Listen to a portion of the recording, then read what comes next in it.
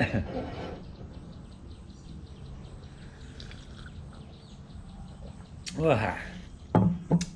Sawadee Don Chow, everybody.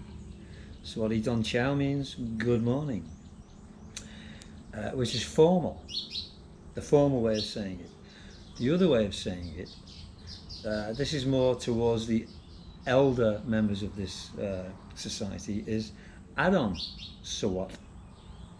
So there you go. Without further ado, no, I'm not in the office today.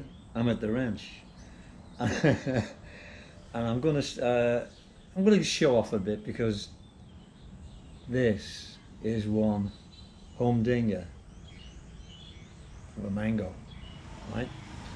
And to this day, I don't think you'll ever see these in the UK. And if you do, they're probably tinned,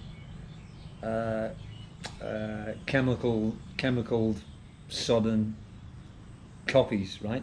But anyway, coffee, mango, and a little nod to the subscribers that have come along since my last mention.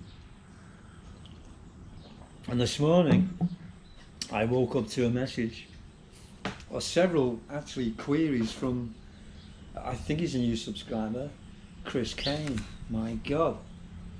Now that is a name from my past, Southport, UK.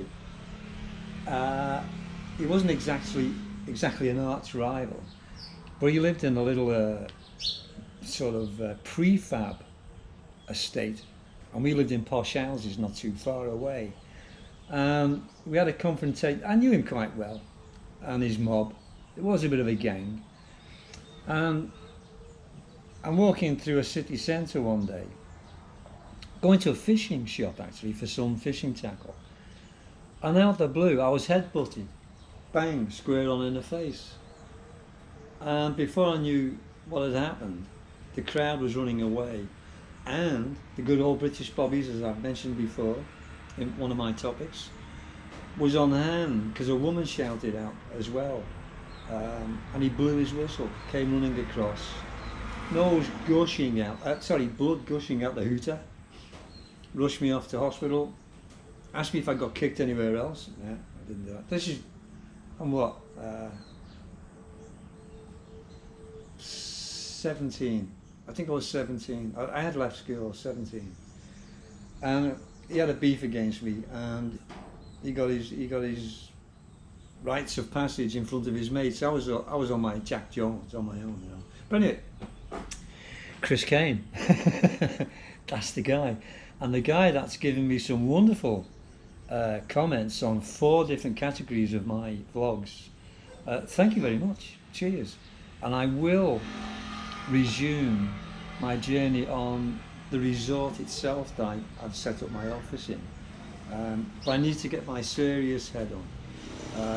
It's not as easy as sitting back with the dogs at hand or whatever. You've got to concentrate on what you're doing. I do have to watch out for the snakes, right? Because I was completely terrified. I think it was the 2nd or 3rd visit. This huge bloody cobra was actually, at the time I stumbled across it, it was in between planks of logs and stuff, shedding its first, a layer of skin, you know. And I think if it hadn't have been doing that, it would have took a swipe at me, but I stopped dead in my tracks, stepped backwards, and let him get on with his business. But cobras I've had a run in before, which I may have mentioned in my previous house, which I've had to abandon because of termite damage. That's another future vlog. Anyway, back on topic. I'm going to show you. These are falling like stars, right, out of all these trees around me, except this one here, which I did a vlog on it in my the only green man in Thailand vlog. This one, that's not producing. All the others have had massive, they're all around this property and with their aunties and uncles across their fields here. Massive crops of these, so much so that they've been taking them into sort of market areas and giving them away free. which is it's quite kind, because a lot of people don't have these mango trees. But anyway, without further ado, and I've got a hose pipe back in the distance, because after I finish this, you're going to understand why I'm going to need a hose pipe. Another swig from Minnie Mouse, coffee, mangoes.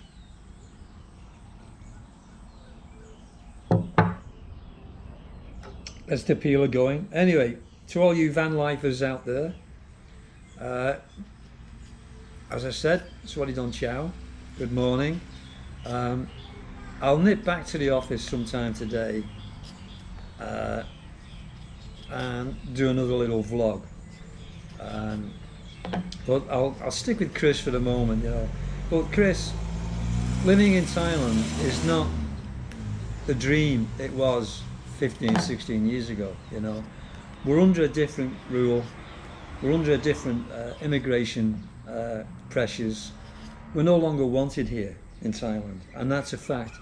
You only need to follow old-timer expats and their vlogs. They will tell you exactly the same. They want us out. They're not interested in Farangs anymore. Long story short, if you come to live here, you have to have X amount in the bank, 800,000 baht, right? It's to the dollar, at the moment it's 30 baht to the dollar, and it's 40 baht to the pound sterling. So 800,000 is a lot of money if you get onto the calculator. Now here comes the punch. 400,000 of that has to permanently stay in a bank account, a Thai bank account. You cannot withdraw it, right? You cannot withdraw it, full stop. You can draw the other 400 out, but that has to stay in until you leave the kingdom permanently, or you drop dead, and then your spouses get that. Anyway, I'm just going to have a bit of a munch now. Look at that. Oh, I sweetened my coffee, and I like it sweet. Just take that bit of skin off the end. That, God knows how much this would cost you. In the UK, it would be bloody expensive. But anyway, back about the situation of Farangs living here. I have 3 children, right? Long story. One is with me now, and Jessica, in a room just back inside the house. My other 2 kids live with their mum down in Pattaya, right? They're Stevie and Becky. They're approaching their teens now. And actually Stevie is in his teens. And what was I going to say? My mind usually goes boggle. Oh, by the way, yeah, that's it. I'm back on track. If I were to go and visit a Thai family resort, or particularly a zoo, or whatever, or an elephant show, right, where they put on elephants painting pictures and that kind of stuff, they all get in free, right? They all carry English names. They're all half English, half Thai. Muggins here has to pay going rates as a Westerner. I've been here 15 sodding years, right? And I will never be accepted as anything else but a Farang. Doesn't matter if you've got children here, doesn't matter. The current government, it's wrecking this country. It's slowly wrecking it. It's up the Chinese backsides, They want to collaborate with the Chinese. It's a military state now. It's not a Thaksin Chinawat decade. They all tried to murder this guy, and he's living out of Thailand as a recluse. But yeah, he was corrupt, but boy, did that guy do a lot for the old farmers in this country. A lot, But anyway, he's been booted out a long time ago when the tanks hit the street. The red shirts, as they were called. And this new mob are the yellow shirts, And guess what? The new king, he doesn't even live here. He lives in Germany, right? He inherited 30 billion from his late, very revered king, Bhumibol Adulyadej. But I won't go too much into that, because if this vlog appears on the Thai network, I could be arrested and banged away for defaming the current government. So, anyway.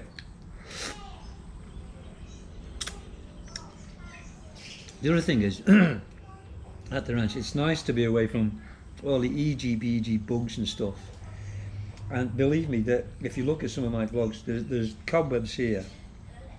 You cannot see them, but you feel them sweeping across your face from the trees up above or whatever, you know.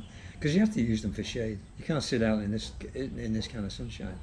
But excuse me again. I did trim off. I was growing a beard. I did trim it all off. And I'm doing a little bit of a D'Artagnan thing to go along with my. It's all props, you know what I mean. Got to make your own sort of ID, as with Van Angel and Foxy. Hope you're watching this. Oh wow! Oh, Fire Angel, sorry, Fire Angel. That's the other thing. I start scratching. I'm eating too much sweet stuff, and when I sweat, because I'm beginning to sweat now, even at this time, 7:30, I start itching like crazy on my legs. I'm going to have to cut down the sweet stuff. Probably got bloody diabetes or something, but I'll carry on. This is free, by the way. It's absolutely delicious.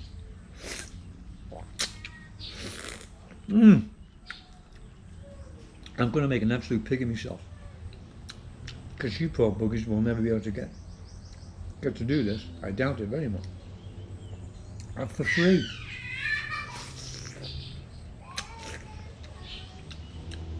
I can hear Jessie kicking off in the living room. There's mosquito netted doors and stuff, so the sound can travel through quite easily. Mosquitoes are dreadful here. I've sort of become quite immune to the things. I don't often get bit by them, you know. But some people just. But I think it's all to do with diet. The more Thai food you eat, the less they're going to attack you, you know.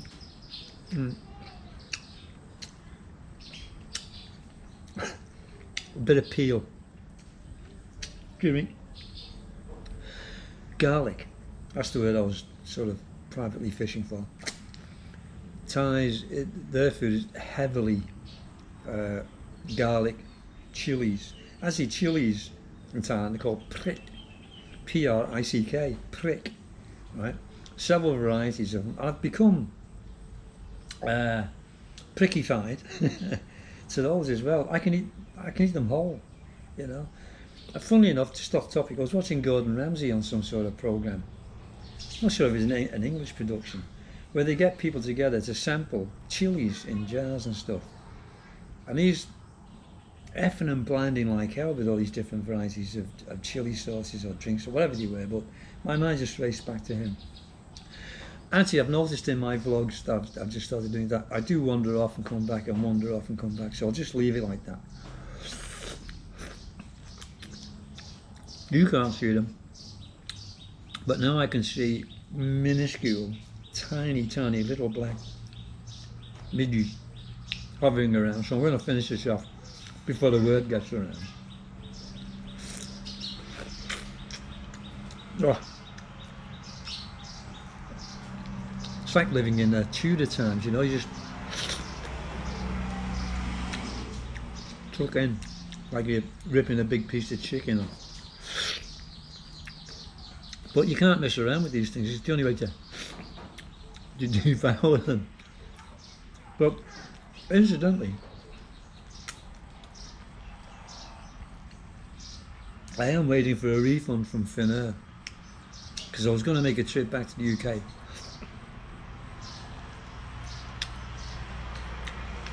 What's it looking like now? Yellow? To enhance my pension. so to speak. I'm surviving on a frozen pension here because I'm an expat, because I don't live in the UK. I'm not entitled to the going rates each year when they put the rates up. But I'm working my head around that one. Giving you all my desperate secrets.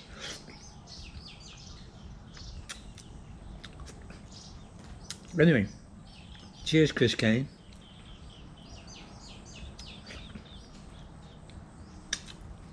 For your very kind comments. Very kind comments, very nice, yeah.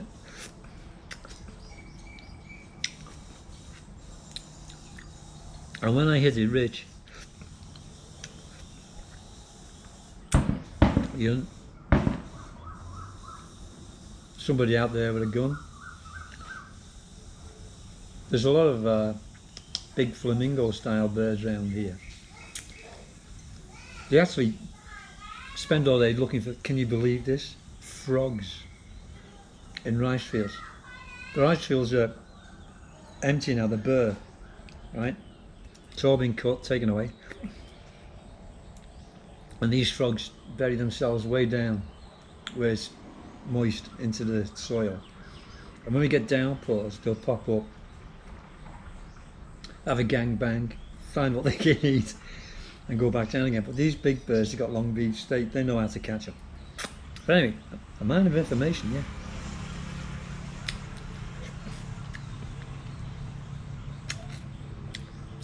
Thanks for watching. Morning, Fire Angel. Urban Stealth Man, White Van Man. What? Bugger the mess. I'm going to switch it off. Thanks for watching. See you later.